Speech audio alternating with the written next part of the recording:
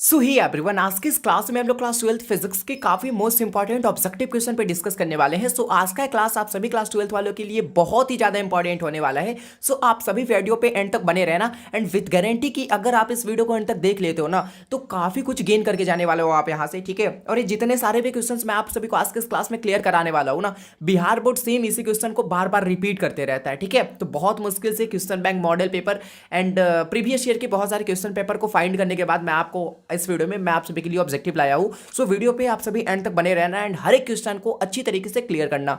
So video को start करने से पहले मैं आप सभी से एक प्यारा सा रिक्वेस्ट करना चाहूंगा कि अगर आप सभी ने इस वीडियो को अभी तक लाइक नहीं करा तो फटाक से वीडियो को लाइक कर लो एंड साथ में जाओ सब्सक्राइब एंड बेल आइकन को प्रेस। आइए शुरू करते हैं। सो दोस्तों, सबसे पहला जो क्वेश्चन है हमारे सामने कि किसी परमाणु का नाभिक बना होता है, ठीक है। किसी भी परमाणु का जो नाभिक होता है ना वो क्या चीज का बना होता है, ठीक है। तो सिंपल सी बात है, ये आप पढ़ते आ रहे हो बचपन से ही कि किसी भी परमाणु का जो नाभिक होता है ना वो प्रोटॉन और न्यूट्रॉन से बना होता है। बाकी अगर बात करी जाए इलेक्ट्रॉन की ना तो नाभिक के, ठीक है, नाभिक के चारों ओर इलेक्ट्रॉन जो होता है वो क्या करते रहता है, चक्कर काटते रहता है। चलो जी, आवेशित संधारित्र पर कुल आवेश क्या होता है? संधारित्र कहने का मतलब कैपेसिटर, ठीक है। और कैपेसिटर में क्या होता है ना, इलेक्ट्रिकल एनर्जी का संग्रह होता है, राइट। सो संधारित्र, अगर कोई आपके सामने एक आवेशित संधारित्र है ना तो उस पर कुल आवेश, उस पर नेट चार्ज क्या होगा? तो नेट चार्ज होगा 0, ठीक है। तो ए वाला ऑप्शन आप सभी के सामने सही हो जाएगा। तीसरा नंबर क्वेश्चन है आप सभी के सामने कि विद्युत क्षेत्र रेखाएं से जानकारी प्राप्त होती है, यानी कि इलेक्ट्रिक फील्ड लाइन, ठीक है। इलेक्ट्रिक फील्ड लाइन से हमें क्या पता चलता है, क्या जानकारी हमें प्राप्त होती है? जिनमें से ऑप्शन है आप सभी के सामने कि क्षेत्र की शक्ति, दिशा, आवेश की प्रकृति, इनमें से सभी। तो मैं बताऊं तो विद्युत क्षेत्र रेखाओं से जानकारी हमें सब चीज की प्राप्त होती है, यानी कि क्षेत्र की शक्ति की भी प्राप्त होती है, दिशा की भी प्राप्त होती है, आई मीन डायरेक्शन, ठीक है, और आवेश की प्रकृति यानी कि नेचर ऑफ चार्ज, ठीक है। तो इनमें से सभी, तो डी वाला ऑप्शन आप सभी के सामने सही हो जाएगा। 4 नंबर क्वेश्चन है आप सभी के सामने कि निम्नलिखित में कौन भौतिक राशि सदिश है, ठीक है। आपके सामने 4 ऑप्शंस है, ठीक है, 4 फिजिकल क्वांटिटी है एक तरीके से बोला जाए तो, और इनमें से आपको बताना है इनमें से कौन सा ऐसा फिजिकल क्वांटिटी है जो कि आपका सदिश है, राइट, वेक्टर क्वांटिटी है। सो विद्युत विभव ये आपका स्केलर क्वांटिटी है, तो इसे तो आप रिजेक्ट करो पहले नंबर पे ही। विद्युत फ्लक्स भी आपका अदिश है, इसे भी काटो। और विद्युत स्थितिज ऊर्जा, ठीक है, ये भी आपका अदिश है, तो इसे भी हटाओ आप। बचा विद्युत तीव्रता जो कि आपका एक वेक्टर क्वांटिटी होता है, तो डी वाला ऑप्शन आप सभी के सामने सही हो जाएगा।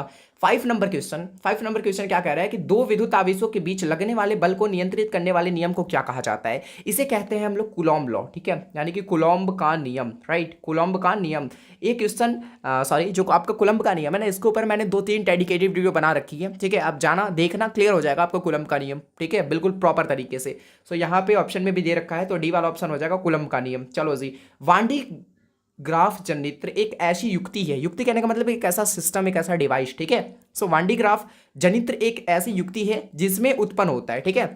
जिससे क्या उत्पन्न होता है? तो देखो, जो वांडी ग्राफ आपका जनित्र एक ऐसा सिस्टम होता है ना जिससे हाई वोल्टेज उत्पन्न होता है, केवल हाई वोल्टेज, यानी कि केवल उच्च वोल्टेज। तो बी वाला ऑप्शन आप सभी के सामने सही हो जाएगा। नेक्स्ट क्वेश्चन 7 नंबर की विभव मापी से मुख्यतः क्या मापा जाता है, ठीक है। विभव मापी एक यंत्र होता है जिससे हम लोग मुख्यतः क्या मापते हैं। आपके सामने ऑप्शन है कि धारा, ठीक है, यानी कि धारा को इंग्लिश में क्या कहते हैं? धारा को इंग्लिश में करंट कहते हैं, राइट। प्रतिरोध, रेसिस्टेंस, विभवांतर, ठीक है, पोटेंशियल डिफरेंस, और डी इनमें से सभी। तो विभव मापी से हम लोग मुख्यतः क्या मापते हैं जी? विभवांतर को मापते हैं, तो सी वाला ऑप्शन आप सभी के सामने सही हो जाएगा। नेक्स्ट क्वेश्चन 8 नंबर की व्यतिकरण की घटना का क्या कारण है? देखो जी, मैं बता रहा हूँ व्यतिकरण की घटना का क्या कारण है। देखो, ये जो क्वेश्चन है ना, ये थोड़ा सस्पेंस टाइप की क्वेश्चन है, जैसे कि कालांतर भी कहीं कहीं आपके बुक वगैरह में दे देता है, कहीं कहीं तीव्रता परिवर्तन दे देता है। तो कालांतर तीव्रता परिवर्तन में से कौन सा ऑप्शन एग्जैक्ट सही है, वो चीज़ मैं आपको इस वीडियो में क्लियर करने वाला हूँ। तो इसके पीछे की जो भी कहानी है, इसके पीछे की जो भी फिजिक्स है, वो मैं आपको बता रहा हूँ, ठीक है। जैसे मान लो एक्चुअल में होता क्या है, ठीक है, एक्चुअल में इसके पीछे का रीजन है ना, आपको उसके बाद क्लियर हो जाएगी कि भैया यहाँ पे इसका आंसर कालांतर होगा या फिर तीव्रता परिवर्तन होगा। सो यहाँ पे 2 तरंगाग्र निकलती है, अलग अलग डायरेक्शन से 2 तरंगाग्र निकलती है और एक बिंदु पे जाके मिलती है, राइट, एक पॉइंट पे जाके मिली, और यहाँ से क्या होता है ना, यहाँ से एक नए तरंगाग्र का निर्माण हुआ, ठीक है। 2 तरंगाग्र थी, ठीक है, दोनों तरंगाग्र क्या हुआ, एक निश्चित बिंदु पे जाके मिला, एक निश्चित पॉइंट पे जाके मिला, और वहां से एक नए तरंगाग्र का निर्माण हुआ, ठीक है। तो इन दोनों की अगर बात कर ली जाए, इन दोनों की तीव्रता की, ठीक है, और इसकी तीव्रता की, यानी कि क्या होगा ना कि इन दोनों की तीव्रता, ठीक है, ठीक है, और इसकी, अगर मैं इसकी तीव्रता की बात करूं, ये जो फाइनल बना, इसकी तीव्रता की बात करूं मैं एज कंपेयर टू इन दोनों, तो इसकी तीव्रता चाहे तो बढ़ जाती है, चाहे तो फिर घट जाती है, राइट। सिंपल सा बात अगर बताऊं तो ये जो नया हमारा तरंगाग्र हुआ ना, इन दोनों की अपेक्षा इसकी तीव्रता चाहे तो बढ़ जाएगी या फिर घट जाएगी। तो यहाँ पे चेंजेस किस चीज का हो रहा है, परिवर्तन किस चीज का हो रहा है, तीव्रता का ना। तो यहाँ पे तो तीव्रता परिवर्तन होना चाहिए था, ठीक है। तो मेरे ख्याल से डी वाला ऑप्शन होगा, ठीक है, एंड डी वाला ऑप्शन सही है। चलो जी, अगर 2 आवेशों की अगर दो आवेशों के बीच की दूरी को क्या करते हो तुम बढ़ाते हो, ठीक है, तो इनकी बीच की स्थितिज ऊर्जा, विद्युत स्थितिज ऊर्जा क्या होगी, ठीक है। अगर दो आवेशों के बीच, दो आवेश है, मान लो Q1 है एंड Q2 है, आप सभी के सामने दो आवेश, और इनकी दूरी को क्या कर रहे हो तुम बढ़ा रहे हो, ठीक है, तो इनकी विद्युत स्थितिज ऊर्जा क्या होती है, घटती है। सो ए वाला ऑप्शन आप सभी के सामने सही हो जाएगा। नेक्स्ट क्वेश्चन 10 नंबर की विद्युत विध्रुव का ऐसा यूनिट क्या होता है, तो इसका होता है कूलम मीटर। तो देख लो कौन से ऑप्शन में है, तो बी वाला ऑप्शन में दिख रहा है, तो बी वाला ऑप्शन बिना सोचे समझे टिक करो। चलो जी आ जाओ, एंड मैं आपको कुछ एक इन्फॉर्मेशन देना चाहता हूँ। Subscribe for more amazing content, यानी कि इस तरीके का कंटेंट देखने के लिए आप हमें सब्सक्राइब कर सकते हैं। एंड कभी भी एजुकेशन रिलेटेड कभी भी कोई दिक्कत होता है तो आप यहाँ पे हमें व्हाट्सअप कर सकते हो। एंड एक चीज़ मैं आपको बताना चाहूँगा, ये जो आज का क्लास का PDF है ना, उसके लिए अभी आप हमें व्हाट्सअप कर लेना, मैं आपको व्हाट्सएप पे प्रोवाइड करा दूंगा बिल्कुल फ्री में, ठीक है।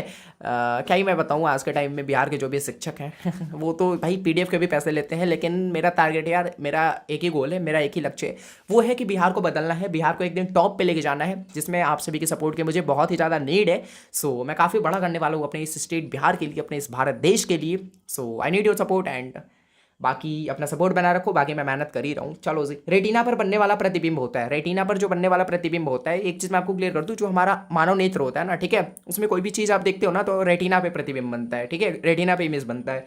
तो वो कैसा होता है, वास्तविक एवं उल्टा होता है, ठीक है, तो बी वाला ऑप्शन सही हो जाएगा। चलो जी आ जाओ 12 नंबर क्वेश्चन की ओर, कि निम्नलिखित में कौन इंद्रधनुष के निर्माण का कारण है। ये भी सस्पेंस वाला क्वेश्चन है, अपवर्तन या फिर वर्ण विक्षेपण, अपवर्तन या फिर वर्ण विक्षेपण। तो इंद्रधनुष के निर्माण का कारण आपका होता है अपवर्तन, तो डी वाला ऑप्शन सही हो जाएगा। चलो जी, संपर्कित दो लेंसों की शक्ति क्या होती है, जब दो लेंस को आप क्या कर रहे हो, संपर्क में रख रहे हो, तो इन दोनों की जो शक्ति होगी, ठीक है, इसे निकालने के लिए हम लोग फॉर्मूला यूज करते हैं, P बराबर P1 जोड़ P2। चलो जी, निम्नलिखित में कौन सा संबंध द्रव्यमान और ऊर्जा के लिए सही है, तो E बराबर mc², जो कि एक तरीके से आइंस्टीन का भी ये इक्वेशन है, ये चीज आप पढ़ते आ रहे हो बहुत पहले से ही, ठीक है, बेसिक है, तो E बराबर mc², ठीक है, यानी कि सी वाला ऑप्शन सही हो जाएगा आप सभी के सामने।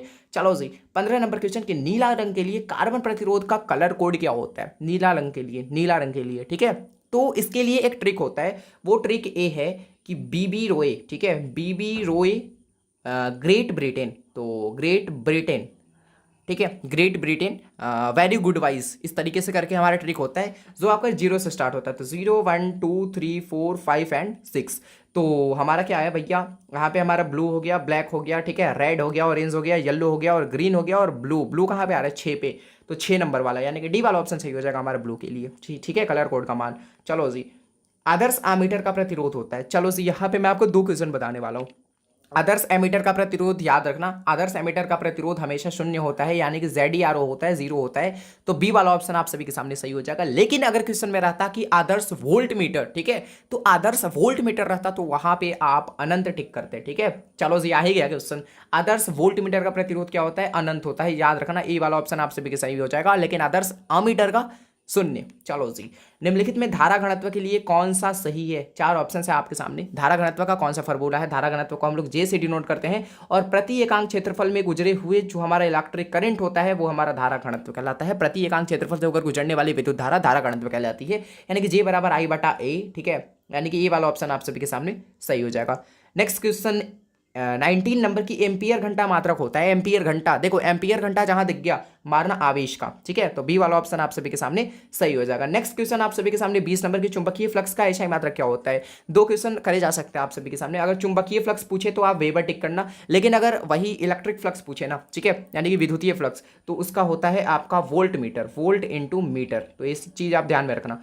लेंस का नियम किसके संरक्षण के सिद्धांत का परिणाम है, जो आपका लेंस का नियम होता है वो आपका ऊर्जा संरक्षण सिद्धांत का होता है, तो सी वाला ऑप्शन सही हो जाएगा। चलो जी 22 नंबर क्वेश्चन आप सभी के सामने, कि पदार्थ की प्रतिरोधकता के लिए निम्नलिखित में कौन सी सही है, ठीक है, पदार्थ की प्रतिरोधकता, यानी जो पी दिख रहा है ना आपका रो है एक्चुअल में, ठीक है, रो इस तरीके से सूचित करते हैं रो, ठीक है, तो रो बराबर क्या होता है, RA/L होता है, ठीक है जी। चलो ये हमारा एरिया होता है, आर हमारा क्या होता है, आर हमारा रेसिस्टेंस होता है, तो रो बराबर RA/L, ठीक है, तो ए वाला ऑप्शन सही हो जाएगा आप सभी के सामने।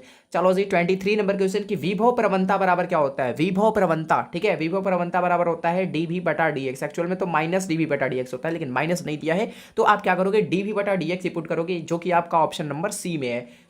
विद्युत फ्लक्स का ऐसा ही मात्रक, अरे यार अभी मैंने बताया, ठीक है, विद्युत फ्लक्स का ऐसा ही मात्रक होता है वोल्ट मीटर, तो सी वाला ऑप्शन सही हो जाएगा। लेकिन अगर वही मैग्नेटिक फ्लक्स का पूछता तो आप पुट क्या करते, वेबर, ठीक है, वेबर टिक करते आप। चलो जी आ जाओ 25 नंबर क्वेश्चन में, कि फोटोन का विराम द्रव्यमान क्या होता है, ठीक है, फोटोन का विराम द्रव्यमान, तो इसका होता है विराम द्रव्यमान शून्य, तो ए वाला ऑप्शन आप सभी के सामने सही हो जाएगा। सौर ऊर्जा का स्रोत क्या होता है? सौर ऊर्जा का स्रोत नाभिकीय विखंडन होता है, रासायनिक अभिक्रिया होता है, मूल कणों का विलोपन होता है, या फिर नाभिकीय संलयन होता है। तो सौर ऊर्जा का जो स्रोत होता है, ठीक है, सौर ऊर्जा का जो आपका सोर्स कह लो वो होता है नाभिकीय संलयन, तो डी वाला ऑप्शन आप सभी के सामने सही हो जाएगा। प्रकाश वर्ष किस भौतिक राशि का मात्रक है? ठीक है, जो प्रकाश वर्ष है ना वो कौन सी भौतिक राशि, कौन सी फिजिकल क्वांटिटी का मात्रक होता है? वो होता है डिस्टेंस का, दूरी का, तो ए वाला ऑप्शन आप सभी के सामने सही हो जाएगा। और एक लाइट ईयर यानी कि एक प्रकाश, ठीक है, एक प्रकाश वर्ष में कितना मीटर होता है? मीटर में, क्योंकि डिस्टेंस का ऐसा यूनिट होता है ना मीटर, ठीक है, और प्रकाश वर्ष दूरी का मात्रक है। चलो जी, तो यहाँ पे एक लाइट ईयर बराबर होता है 9.46 गुने 10 का पावर माइनस का 15 मीटर, ठीक है, ये सब चीज़ें आप ध्यान में रखोगे। चलो जी आ जाओ, विद्युत का अच्छा चालक निम्नलिखित में कौन सा है? ठीक है, वैसे तो ग्रेफाइट होता है, लेकिन इनमें से देखो ऑप्शन के, ठीक है, अकॉर्डिंग टू ऑप्शन, तो यहाँ पे हो जाएगा आपका चांदी, तो बी वाला ऑप्शन सही हो जाएगा आप सभी के सामने। चलो जी 29 नंबर क्वेश्चन की पृथ्वी के चुंबकीय ध्रुव पर नमन कोण का जो मान होता है वो आपका 90 डिग्री होता है, सो डी वाला ऑप्शन आप सभी का करेक्ट। 13 नंबर क्वेश्चन की विभव मापी से मुख्यतः क्या मापा जाता है? ये क्वेश्चन शायद लगता है दोबारा रिपीट हो गया ना, तो विभव मापी से हम लोग विभवांतर को मापते हैं, सो ये सी वाला ऑप्शन आप सभी के सामने सही हो जाएगा। सो आज के इस क्वेश्चन में 30 क्वेश्चन करा, तो थैंक यू सो मच आप सभी को वीडियो को एंड तक देखने के लिए, एंड ऐसे ही अमेजिंग कॉन्टेंट के लिए आप हमें सब्सक्राइब कर सकते हो, so subscribe and follow now for more amazing content. So आज के लिए इतना ही रहने देते हैं, नेक्स्ट वीडियो में हम लोग मिलेंगे किसी नए टॉपिक के साथ, तब तक के लिए आप सभी को be positive and keep doing, wish all the very best, thank you so much.